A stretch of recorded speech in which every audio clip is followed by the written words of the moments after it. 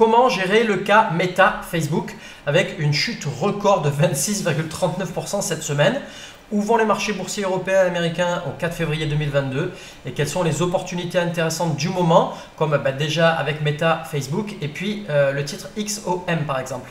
Alors salut les traders malins, on va voir tout ça dans cette nouvelle vidéo d'extrait de suivi hebdo des marchés boursiers pour la 5e semaine de l'année 2022 qui a démarré donc le lundi 31 janvier et qui s'est terminée le vendredi 4 février. Juste avant, comme d'habitude, abonnez-vous à la chaîne et vous pouvez aussi faire fructifier votre argent efficacement en bourse. Même si vous avez très peu de capital ou très peu de temps disponible, je vous offre une solution personnalisée grâce à différentes formations express en ligne. Pour ça, il vous suffit de cliquer sur le lien dans la description ou sous cette vidéo. Alors avant de vous parler du cas Meta Facebook, petit retour rapide sur le cyclone de cette semaine. Il a fait son chemin de mardi à jeudi à l'île Maurice avec plus ou moins de dégâts malheureusement sur l'île. Heureusement, on n'a rien eu de bien grave nous de notre côté, des branches cassées, le jardin un peu dans tous les sens et des fuites d'eau un peu dans la maison à certains endroits. Mais absolument rien de critique et pourtant on était en première ligne au nord de l'île.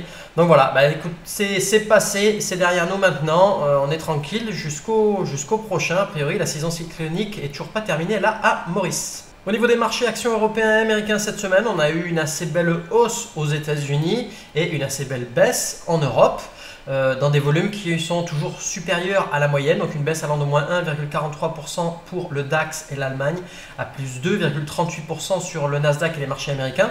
En hebdomadaire, rien n'a changé cette semaine. Le Nasdaq et le DAX sont toujours en zone orange, c'est-à-dire sans réelle tendance. Le S&P 500 va un petit peu mieux en zone verte avec la hausse de cette semaine, mais reste toujours assez proche de sa zone orange, donc sans réelle tendance. On a toujours de la marge par contre pour le CAC 40 et pour le FTSE 100 qui continue de rester en zone verte. Donc ça c'est pour la tendance globale. Vous voyez que la tendance globale de fond, elle reste variée sur nos différents marchés et en journalier, c'est encore plus accentué. Comme vous pouvez le constater sous vos yeux, on a eu beaucoup de changements cette semaine, contrairement à la semaine précédente où pas grand chose avait évolué. Cette semaine ça change pas mal avec une petite amélioration globale quand même. On retrouve du orange et du vert comparé à ce qu'on pouvait avoir la semaine d'avant. Le Nasdaq lui il est toujours en zone rouge, c'est-à-dire en tendance baissière en journalier, il n'y a pas d'ambiguïté de ce côté là. Le S&P 500 lui est repassé en zone orange de sa zone rouge, mais reste toujours très proche de sa zone rouge, donc vigilance là-dessus. Le DAX est repassé en zone rouge avec une seule séance en zone orange et pas plus. Et par contre, le CAC 40, lui, a fait une très brève incursion en zone verte pour ensuite retourner en zone orange. Et le FTSE 100, lui, reste bien en zone verte. Donc on se retrouve avec une tendance des marchés qui est complètement bariolée. On a du vert, on a du orange, on a du rouge. Donc avec tout ça, vous comprenez bien que c'est une période qui est difficile à gérer, avec beaucoup plus de volatilité, beaucoup plus de nervosité sur les marchés, avec les intervenants qui ne savent plus trop où donner de la tête. Les supports suivants, alors les supports avaient sauté les uns après les autres, les suivants ont tenu cette semaine aux États-Unis. Et la grande question maintenant, c'est est-ce qu'on est face à un V-bottom? On va voir ça dans un instant, un creux en V si vous voulez ou pas. Et donc ça va impliquer l'orientation des marchés par la suite. Dans le doute en tout cas, si on n'est pas sûr encore de l'orientation en utilisant l'analyse graphique et les figures graphiques, dans le doute, le mieux c'est de se référer à notre indicateur de zone, vert, orange, rouge, vert pour tendance haussière, rouge pour tendance baissière et orange, on est entre les deux. Les supports en Europe, eux, sont maintenant testés là tout juste. Donc c'est sur ces supports et comme sur des résistances aussi en général qu'il faut y aller mollo au niveau des nouvelles prises de position et c'est absolument pas le moment de foncer ou bien dans un sens ou dans l'autre. C'est une zone charnière, une zone critique et donc il vaut beaucoup mieux voir ce qui se passe sur ce seuil critique en général pour pouvoir ensuite suivre le mouvement qui va prendre le dessus. Est-ce que les supports vont encore casser, s'enfoncer en zone rouge et dans ces cas-là il faudra foncer tête baissée sur des opportunités à la baisse sur les marchés européens. Si au contraire on venait à rebondir sur les supports, ce qui est normalement le scénario à privilégier le plus probable, dans ces cas-là on va pouvoir se repositionner un peu plus sur des positions à la hausse. Voilà, on commence avec la plus forte hausse de la semaine, plus 2,38% pour le Nasdaq et les marchés américains. Hop, donc le Nasdaq il continue à évoluer en zone orange, vous voyez en hebdomadaire. sur une échelle de temps avec sur la semaine là. Hop là. Et donc le Nasdaq était bien enfoncé en zone verte depuis de nombreux mois. Depuis 3 semaines se trouve en zone orange puisqu'on est descendu en dessous de la moyenne mobile à 50 semaines ici en rouge. Voilà. Et donc vous voyez maintenant la matérialisation de ce V-bottom. Donc une grosse chute avec un support ici oblique baissier et un rebond potentiel là qui est en train de se matérialiser. Si on zoome un petit peu plus, vous vous rendez compte qu'on a une longue mèche haute ici et une petite mèche basse, un corps assez petit. Ça veut dire que ça a pas mal bougé, pas mal secoué pendant la semaine. Donc ce V-bottom, voilà, on va mieux l'observer en journalier. Donc je vais basculer en journalier.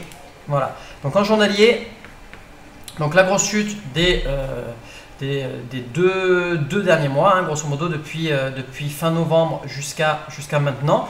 La reprise des 2 dernières semaines, on avait plutôt bien démarré la semaine avec un gros rebond de 3,41% pour la séance de lundi, et puis ça s'est très vite essoufflé. Donc ce rebond qui s'essouffle rapidement et qui repart à la baisse dans une tendance baissière comme ça s'appelle un rebond technique, c'est-à-dire un peu un sursaut de vie, et derrière il ne se passe pas grand chose au final. Donc voilà, c'est ce V-bottom qu'on retrouve ici. Hop, je vais recadrer le graphique. Voilà, ce V-bottom qu'on retrouve ici, et donc la situation de cette semaine va être extrêmement importante. Si on vient supporter les cours sur cette zone de support ici, on aura vraiment un V-bottom et repartir à la hausse et aller chercher la partie gauche de ce V-bottom. Par contre, si on venait casser la zone de support ici, ça serait un dur retour à la baisse et on s'enfoncerait encore plus en zone rouge. Donc là, les jours qui viennent vont être extrêmement importants pour savoir si on continue à stagner sur cette zone-là, si on repart à la hausse, qui est le scénario le plus probable avec le V-bottom, ou au contraire, repartir à la baisse ici et casser cette zone de support. Pour le moment, il est encore trop tôt pour arriver à déterminer ce qui va se passer. La séance de lundi ou mardi vont être décisives de ce côté-là. Donc en tout cas, ce qu'il y a de sûr, c'est qu'on est en zone rouge actuellement. Donc on est sur une tendance baissière en journalier. Le CAC 40, une baisse de seulement 0,21% cette semaine. Donc la baisse la plus modérée. On a une configuration qui ressemble plus à celle des États-Unis qu'au reste des marchés européens, ou du moins avec le DAX, pardon. Et donc on est en zone verte techniquement. On est encore assez loin de la moyenne mobile à 50 semaines, donc de la zone orange. Donc c'est un des marchés sur lequel les prises de position à la hausse sont le plus évidentes. Puisqu'on est clairement sur une tendance haussière. On est bien maintenu par cette zone de support située aux alentours des 6900 points, un support donc haussier, oblique, hop, et on évolue au sein d'un canal qui s'est légèrement aplati par la suite. Et donc on est sur la partie basse, il n'y a pas de quoi paniquer pour le moment. Tant qu'on ne vient pas allègrement franchir cette zone de support avec une augmentation des volumes et clôturer vraiment en dessous, il n'y a pas véritablement de soucis. Donc ça, c'est la tendance de fond en hebdomadaire. Par contre, en journalier, vous voyez qu'on oscille entre de la zone orange et de la zone verte, puisqu'on est pile poil sur notre zone de support, aussi bien support horizontal que support oblique haussier. Donc la séance de lundi ou mardi va être décisive. On retrouve le rebond technique qu'on a aussi sur les marchés américains. Donc les opportunités actions de la semaine, je vous rappelle qu'on est toujours sur la période d'annonce de résultats trimestriels aux États-Unis pour le dernier trimestre de 2021. Ça va être comme ça jusqu'à fin février, donc vérifiez bien les dates d'annonce de résultats trimestriels. Au passage, le calendrier boursier 2022 fourni par Bourse Ensemble arrive la semaine prochaine. Normalement, désolé pour le petit retard, on a un mois de retard. Mais il sera toujours valide pour les 11 mois restants de l'année 2022. Donc soyez bien attentifs sur les médias ou sur vos emails pour recevoir donc ce calendrier boursier. Sinon, vous voyez qu'on a de la zone rouge, on a de la zone orange, on a de la zone verte, c'est ce que je disais en introduction. Donc il faut jongler, c'est une période qui est particulièrement difficile à appréhender. On ne peut pas foncer dans un sens sans trop se poser de questions et tête baissée. Nos opportunités à la baisse correctes, récentes, elles continuent de bien se comporter dans l'ensemble. Par contre, les belles opportunités, entre guillemets, ou les opportunités correctes à la hausse de la semaine précédente dont j'avais parlé dans la vidéo de suivi hebdo le week-end dernier, sur les 6 que j'avais présentés rapidement, il y en a 2 qui se comportent bien et il y en a 4 qui peinent vraiment depuis. Donc là, si on a de la zone orange, c'est-à-dire sans tendance, donc les opportunités, on peut commencer à aller chercher des opportunités à la hausse de nouveau. Et de nouveau, il y a des opportunités intéressantes. La semaine d'avant, on était quasiment que sur des marchés en zone rouge, d'où le souci. Donc on regarde ce qu'il en est des opportunités à la hausse et à la baisse en journalier. On va commencer par les baisses et notamment avec le cas Facebook qui a fait beaucoup de bruit cette semaine. Donc l'entreprise Meta, au passage, pas besoin de suivre les news quand on a les bons outils puisque Meta ou Facebook le titre est sorti tout seul sur notre radar avec nos screeners sans rien faire du tout, sans avoir à suivre les news. Alors le titre Meta Facebook pour les baisses en journalier avec un gros signal de fusée baissière jeudi 3 février suite à l'annonce de résultats trimestriels qui avait lieu la veille le 2 février à la clôture des marchés. Hop, je vais zoomer encore un peu plus. Donc Meta qui a subi donc 25% de chute. Pas loin de 25% de chute, plus de 26% pardon, de chute le jeudi 3 février. Hop, avec un énorme gap baissier et une petite bougie rose derrière. Donc 25% en une séance. Le titre avait déjà subi 25% de baisse quasiment avant ça aussi, depuis son dernier plus haut. Voilà, donc on en est grosso modo à 25% de baisse et encore 25% de baisse derrière. Au final, cumulé, ça fait 40% de baisse en l'espace de 4 mois et demi. Les 25% de baisse en une journée, c'est un record absolu sur Facebook. Alors, quels sont les problèmes avec Facebook et Meta qui justifient cette grosse chute? J'allais dire, on s'en fout plus ou moins. Est-ce que c'est un problème avec Apple et les changements d'algo? Est-ce que c'est des résultats qui sont inférieurs à ce qui était prévu par les analyses de pas grand-chose, puisque tout le monde s'attendait déjà à des résultats bien moins bons que ce qui était attendu au départ? Est-ce que c'est la plateforme qui est catastrophique et les utilisateurs qui commencent à se rendre compte, à prendre compte de cette situation? Comme je le disais, on s'en fout. Avec les bons outils, le titre est sorti tout seul sur notre radar tout de suite et pas besoin de suivre les news. Voilà, donc voilà, le titre Meta ressorti sur notre screener à la clôture des marchés le jeudi 3 février avec ma technique que j'appelle une fusée baissière, donc très grosse chute d'un coup. Voilà. Alors pour moi, la chute elle est beaucoup trop forte pour pouvoir continuer à aller chercher la baisse derrière. Je vous rappelle qu'avec cette technique, on va aller chercher des baisses assez prononcées, assez soudaines, mais pas une chute énorme comme ça, colossale. Énorme par rapport à l'historique et la volatilité historique du titre Meta. Donc aller chercher encore 25% de chute derrière, ça va être très peu probable, et si ça se fait, ça risque de prendre des semaines voire des mois à se réaliser, et donc ça prendrait beaucoup trop de temps. Donc pour moi, la continuation de la chute, non, absolument pas. Le scénario que je privilégie là actuellement, c'est au contraire un rebond qui va avoir lieu derrière, un rebond qui est le plus probable de tous les scénarios. Pourquoi? Pour justement venir combler une partie de ce gros gap baissier qui a eu lieu. Donc le rebond ici va venir combler ou bien un quart ou bien la moitié du gap, très certainement pas la totalité du gap, ça ferait beaucoup trop d'un coup, mais venir combler une partie du gap. Et puis ensuite, il y aura deux scénarios possibles, ou bien on continuera,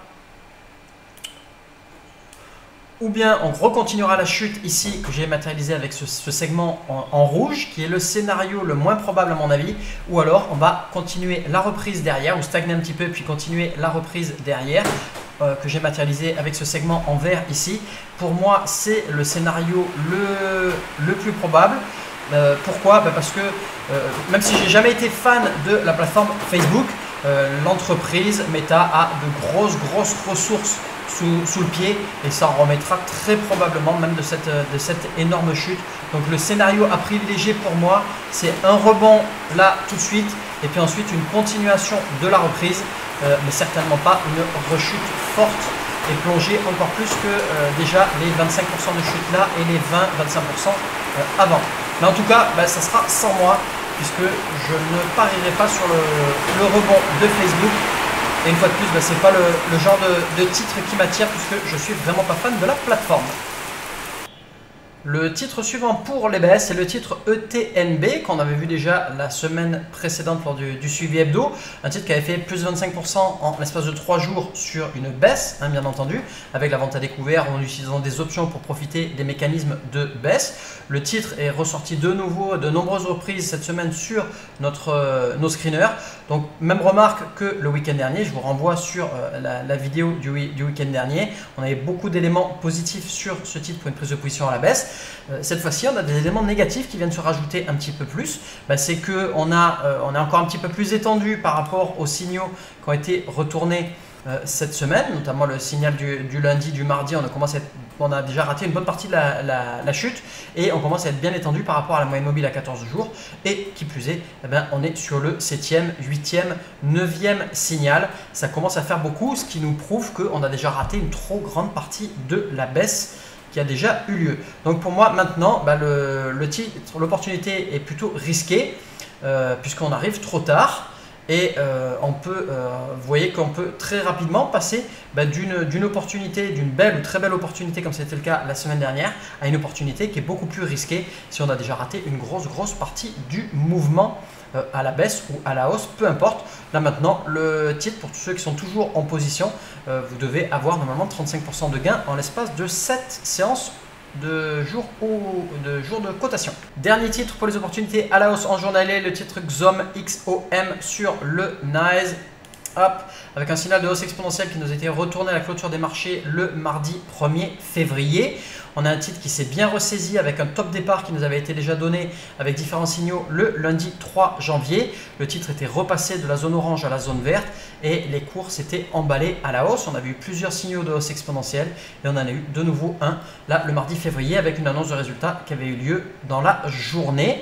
Donc les montagnes russes sont derrière nous, on est tranquille de ce côté-là. Au niveau des éléments positifs, on a une jolie patrouille de France avec les 4 moyennes mobiles qui s'élargissent bien pour nous montrer ce mouvement exponentiel. On a un joli rebond sur la moyenne mobile à 14 jours et une jolie cassure des derniers plus hauts. On est seulement sur le 5e signal, donc on n'arrive pas trop tard. Il aurait mieux valu essayer de rentrer un petit peu plus tôt sur des signaux un petit peu plus précoces, notamment le signal du mardi 11 janvier. Donc une opportunité qui reste correcte. Pas très belle, pourquoi? À cause du marché qui est en zone orange et donc on va un petit peu contre la tendance avec ce genre d'opportunité. Voilà, pour conclure cette vidéo de suivi hebdo, il faudra bien surveiller le comportement sur les supports en Europe cette semaine et aux États-Unis, bien vérifier le comportement des potentiels V-bottom ou des creux en V. Continuer d'être très sélectif en fonction du marché et de la zone dans laquelle le marché se trouve, c'est-à-dire la tendance de fond de ce marché-là pour vous assurer que vous restez bien dans le sens de la tendance. Et pour le cas Facebook, le scénario à privilégier, c'est le rebond à court terme en tout cas. Voilà, merci d'avoir regardé cette vidéo en entier. Cliquez sur le bouton j'aime et abonnez-vous à la chaîne pour vous aider à faire fructifier votre argent efficacement en bourse. Même avec très peu de capital de départ ou très peu de temps disponible, je vous offre votre solution personnalisée à l'aide de différentes formations express en ligne. Pour ça, c'est tout simple. Il vous suffit de cliquer sur le lien qui est dans la description ou à la fin de la vidéo. Et je vous dis à très bientôt et surtout, n'oubliez pas, faites partie des traders malins qui ne perdent pas du temps à suivre les news pour pouvoir obtenir les meilleures opportunités du moment et voir par exemple ce qui se passe comme sur des titres Facebook ou Meta.